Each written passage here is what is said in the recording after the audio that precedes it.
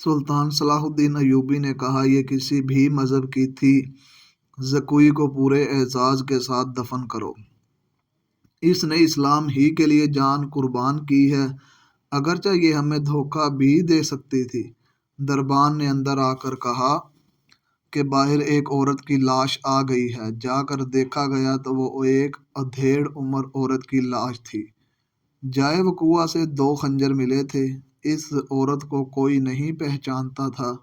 یہ ناجی کے حرم کی ایک ملازمہ تھی، جس کو انعام کے لالچ نے زکوی پر حملہ کرنے پر مجبور کیا۔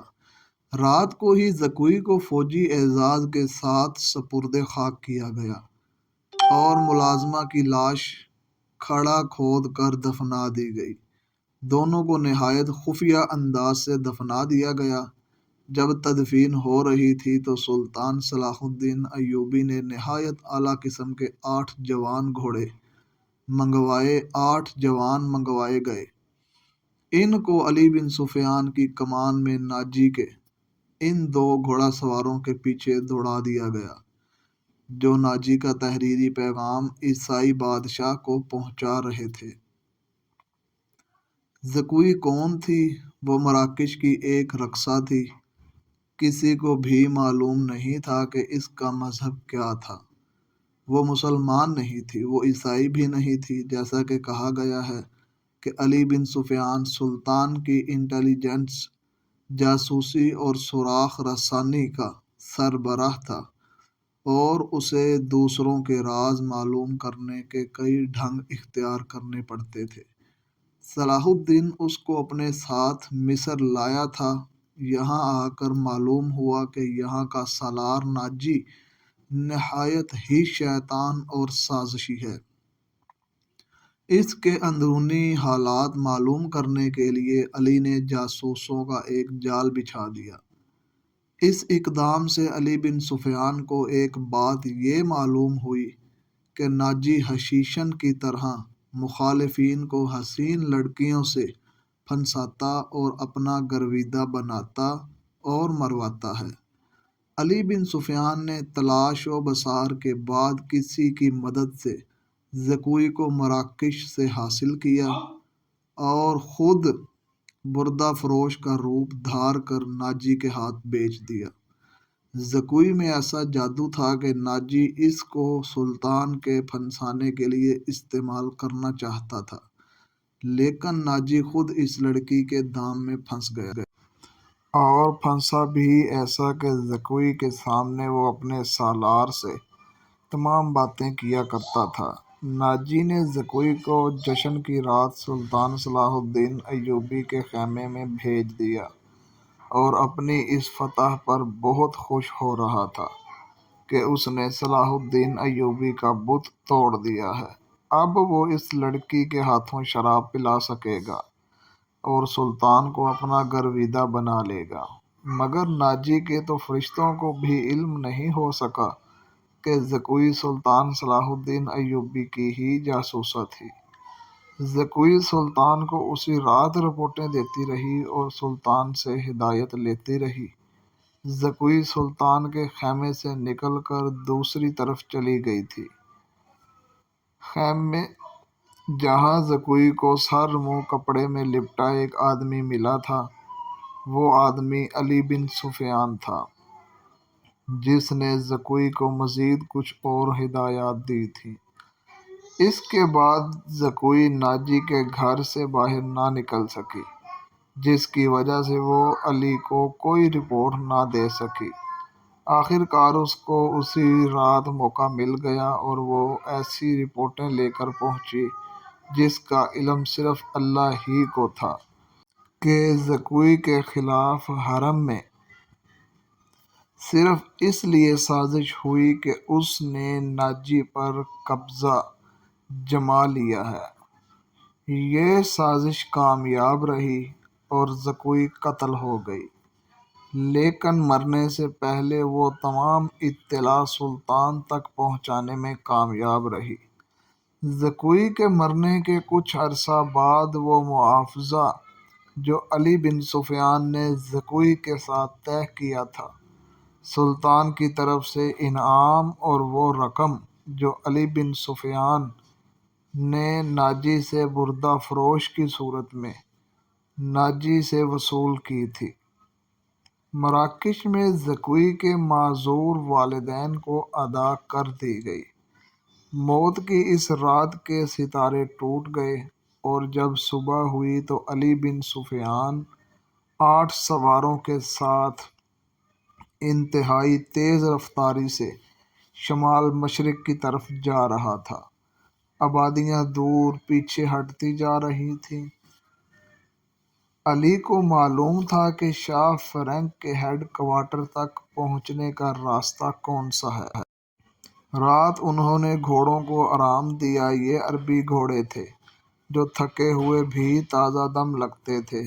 دور کھجور کے چند درختوں میں علی کو 2 گھوڑے جاتے نظر آئے۔ علی نے اپنے دستے کو راستہ بدلنے اور اوٹ میں ہونے کے لیے ٹیلوں کے ساتھ ساتھ جانے کو کہا۔ علی صحرا کا رازدان تھا، بھٹکنے کا کوئی خدشہ نہ تھا۔ علی نے رفتار اور تیز کر دی۔ اگلے 2 سواروں اور اس دستے کے بیچ کوئی 4 میل کا فاصلہ رہ گیا۔ یہ فاصلہ تو طے ہوا لیکن گھوڑے تھک گئے تھے۔ وہ جب کھجوروں کے درختوں تک پہنچے تو 2 سوار کوئی 2 میل دور مٹی کے ایک پہاڑی کے ساتھ ساتھ جا رہے تھے۔ ان کے گھوڑے بھی شاید تھک گئے تھے۔ دونوں سوار اترے اور نظروں سے اوجھل ہو گئے۔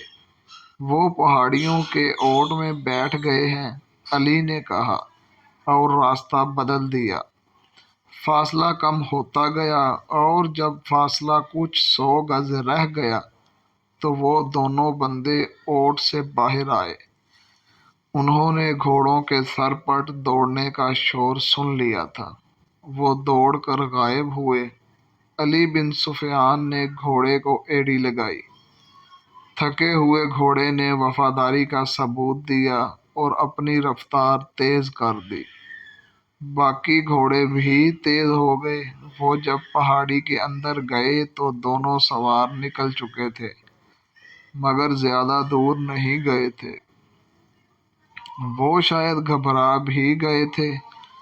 آگے ریتلی چٹانیں بھی تھیں، انہیں راستہ نہیں مل رہا تھا۔ کبھی دائیں جاتے کبھی بائیں۔ علی بن سفیان نے اپنے گھوڑے ایک صف میں پھیلا دیے اور بھاگنے والوں سے 100 گز دور جا پہنچا۔ ایک تیر انداز نے دوڑتے ہوئے گھوڑے سے تیر چلایا جو ایک گھوڑے کے ٹانگ میں جا لگا۔ گھوڑا بے لگام ہوا۔ تھوڑی سی اور بھاگ دوڑ کے بعد وہ دونوں گھیرے میں آ گئے تھے اور انہوں نے ہتھیار ڈال دیے۔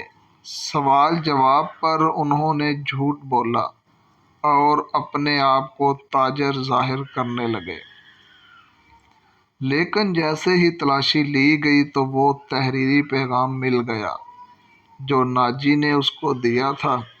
ان دونوں کو حراست میں لے لیا گیا، گھوڑوں کو آرام کا وقت دیا گیا اور پھر یہ دستہ واپس آ گیا۔ سلطان صلاح الدین ایوبی بڑی بے چینی سے ان کا انتظار کر رہا تھا۔ دن گزر گیا، رات بھی گزرتی جا رہی تھی۔ آدھی رات گزر گئی، ایوبی لیٹ گیا اور اس کی آنکھ لگ گئی۔ سحر کے وقت دروازے پر ہلکی سی دستک پر ایوبی کی آنکھ کھل گئی۔ دوڑ کر دروازہ کھولا تو علی بن سفیان کھڑا تھا۔ اس کے پیچھے 8 سوار اور وہ 2 قیدی کھڑے تھے۔ علی اور قیدیوں کو سلطان نے اپنے سونے کے کمرے میں ہی بلا لیا۔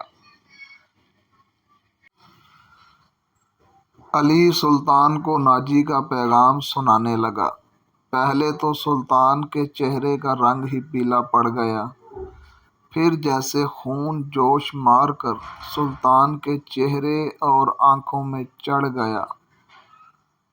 ناجی کا پیغام خاصا طویل تھا۔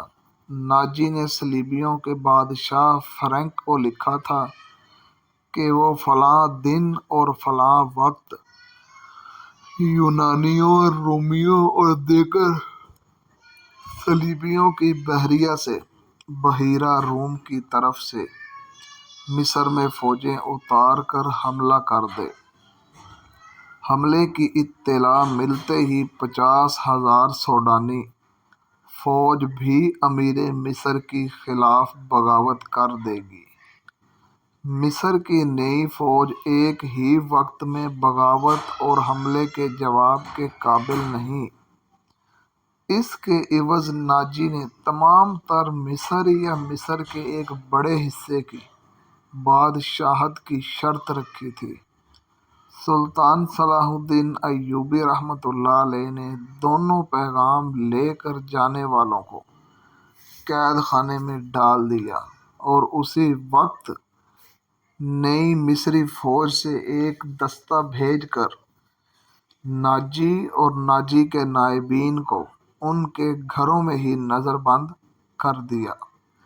ناجی کے حرم کی تمام لڑکیاں آزاد کر دی گئیں۔ ناجی کے تمام خزانے کو سرکاری خزانے میں ڈال کر سرکاری خزانہ بنا دیا گیا اور یہ تمام کارروائی خفیہ رکھی گئی۔ سلطان صلاح الدین ایوبی رحمۃ اللہ علیہ نے علی کی مدد سے اس خط میں جو پکڑا گیا تھا حملے کی تاریخ مٹا کر اگلی تاریخ لکھ دی۔ دو ذہین فوجیوں کو شاہ فرنگ کی طرف روانہ کیا گیا۔ ان دونوں فوجیوں کو یہ ظاہر کرنا تھا کہ وہ ناجی کے پیغمبر ہیں۔